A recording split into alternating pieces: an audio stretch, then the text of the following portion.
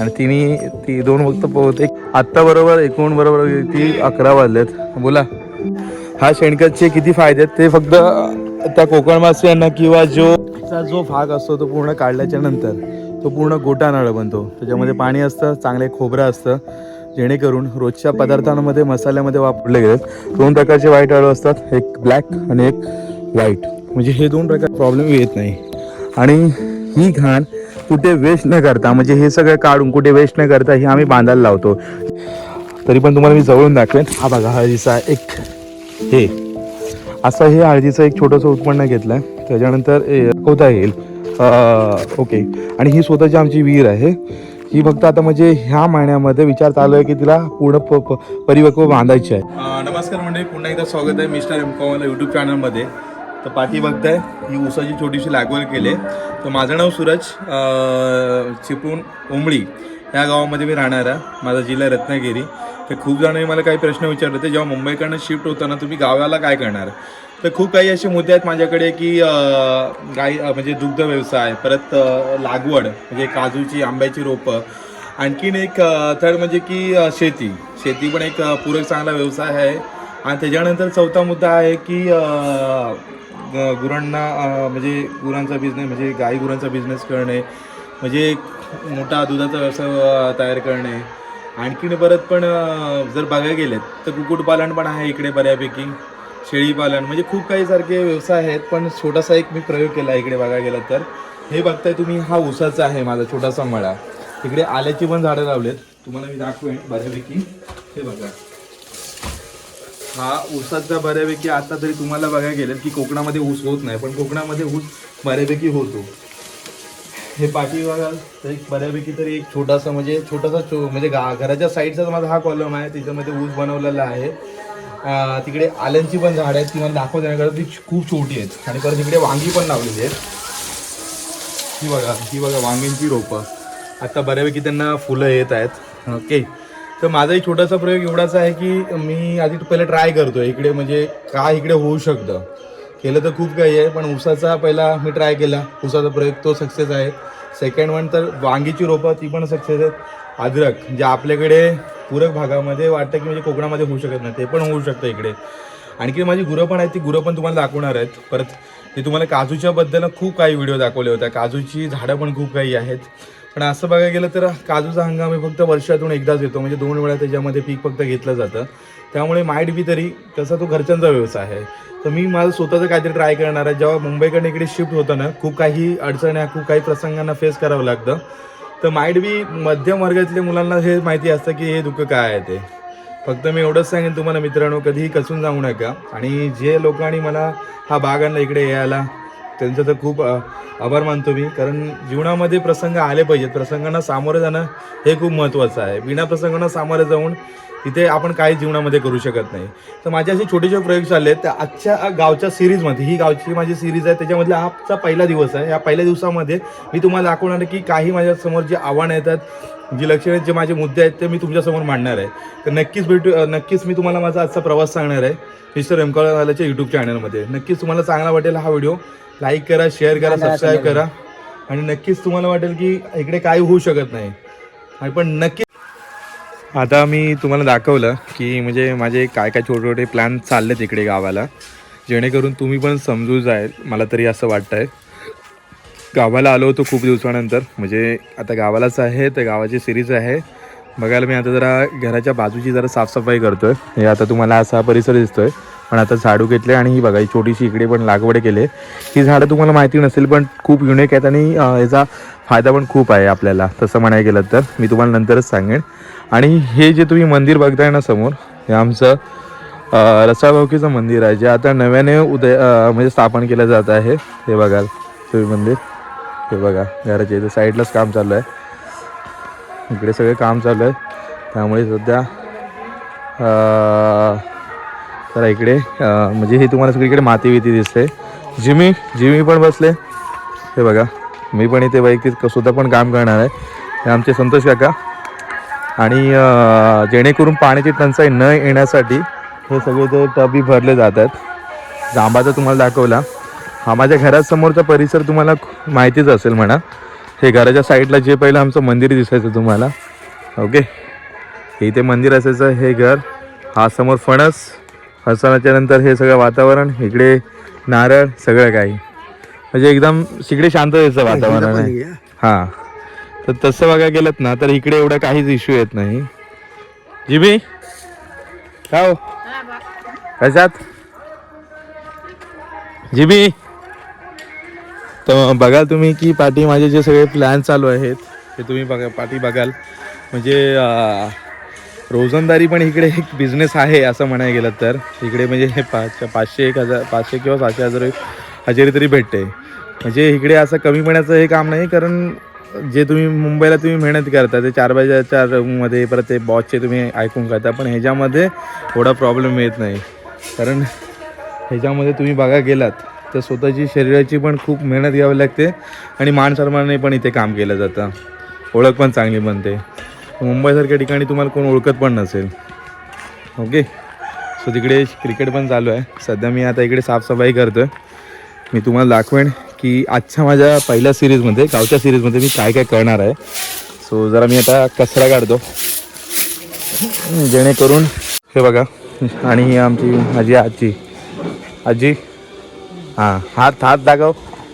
हां, हे बघा सगळं आता जाऊन झालं आहे, पूर्ण क्लीन झालं इकडे जातं सगळं हे बऱ्यापैकी तरी.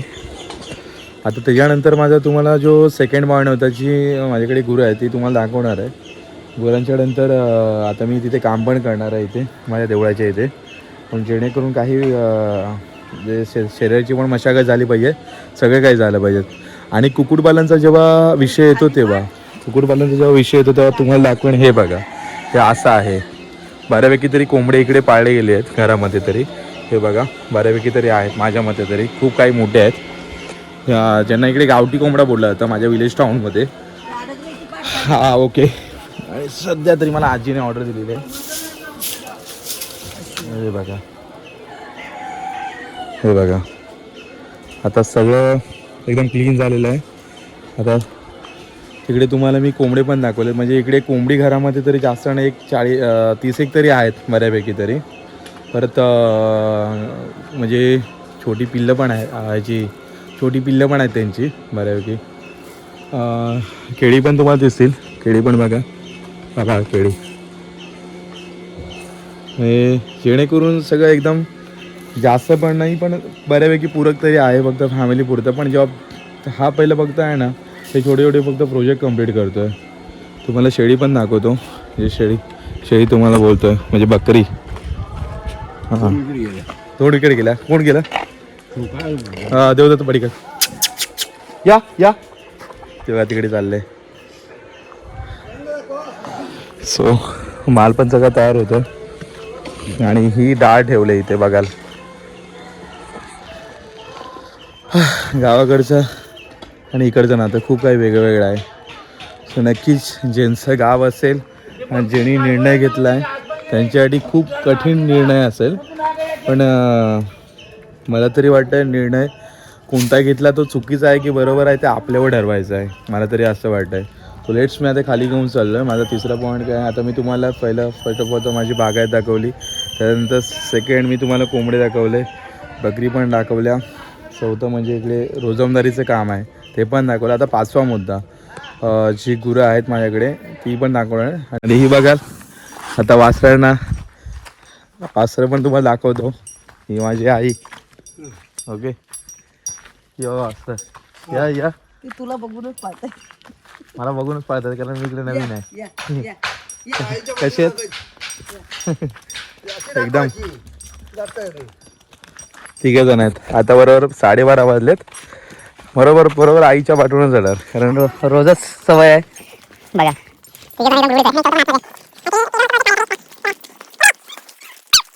आत्ता बरोबर एकूण किती 11 वाजलेत. बोला, दाखवलं सगळं, देवळाचं दाखवलं, सगळं दाखवलं.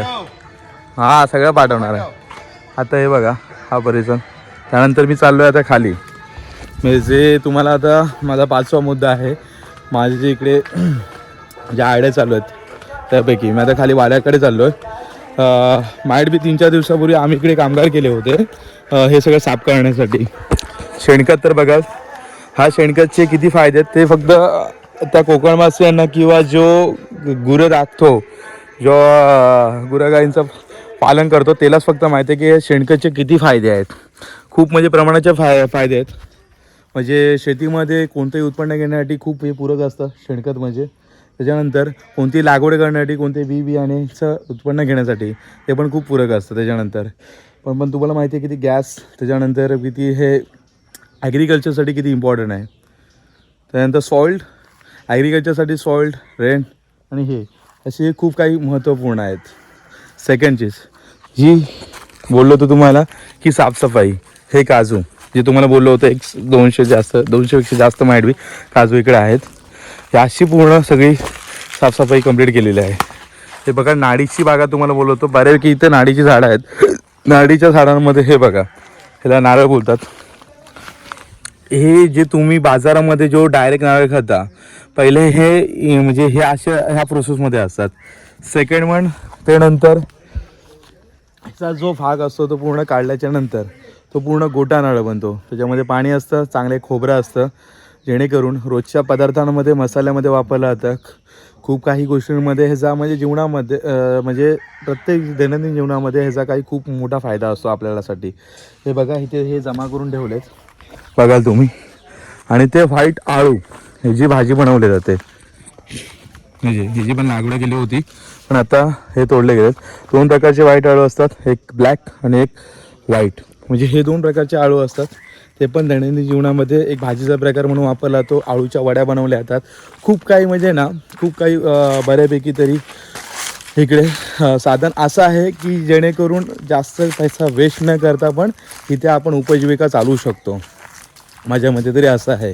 वाडा तर तुम्हाला खूप वेळा दाखवलेला आहे आणि साफसफाई पण दाखवलेली आहे. काजू दाखवतो तुम्हाला. हे बघा काजू, वाड्याचा पण बॅकग्राऊंड आहे. काजूला आता हे बघा, आता हे सगळं साफसफाई आम्ही केलेली आहे काजूच्या सगळी. आणि त्याच्यानंतर तुम्ही बघाल ह्यांना पुरण पण घालायचं आहे. हे माडाच म्हणजे बोलतात ते नारळाचं झाड आहे. आता तुम्हाला बघा, हे बघा बघितलं, कारण जे माझे टॉपिक आहेत ना तेच मी तुम्हाला दाखवत आहे माझ्या आजच्या पहिल्या दिवसामध्ये. आणि मी तुम्हाला आता घेऊन जातो जी आमची स्वतःची वैयक्तिक विहीर आहे तिकडे मी तुम्हाला घेऊन जातो आहे. ते पण दाखवणं मला गरजेचं का वाटलं, जेणेकरून हे सगळे करताना काहीतरी आपल्याकडे बॅकअप पाहिजे, तो म्हणजे पाण्याचा. कोकणामध्ये सरासरी काही भागांमध्ये पाण्याचा खूप प्रॉब्लेम येतो पण काही भागांमध्ये एवढा प्रॉब्लेम येत नाही.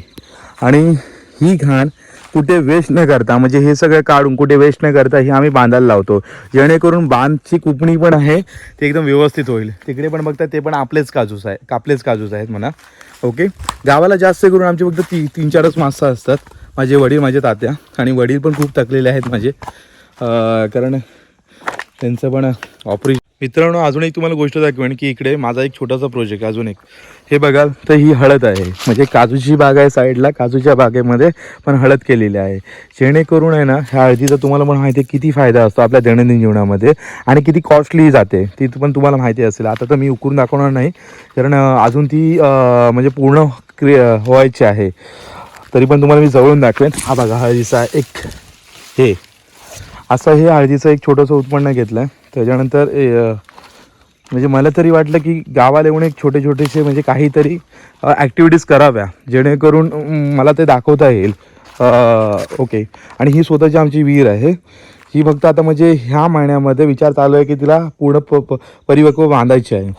ही बघाल तुम्ही जी पाठी विहीर आहे तिचं पण काम चालू करायचं आहे, जेणेकरून माईट बी ह्या विहिरीसाठी एक 3-4 लाख तरी मला वाटतं तरी खर्च येईल सगळं हे करण्यापर्यंत, वरती पाणी पोहोचवण्यापर्यंत. जेणेकरून मे महिन्यामध्ये किंवा एप्रिल महिन्यामध्ये जी आमची गुरं असतात किंवा वैयक्तिक पाण्याचा जेव्हा साठा कमी असतो गावसारख्या ठिकाणी, तेव्हा आम्हाला कोणतेही इश्यू न येण्यासाठी हे सगळं चालू आहे.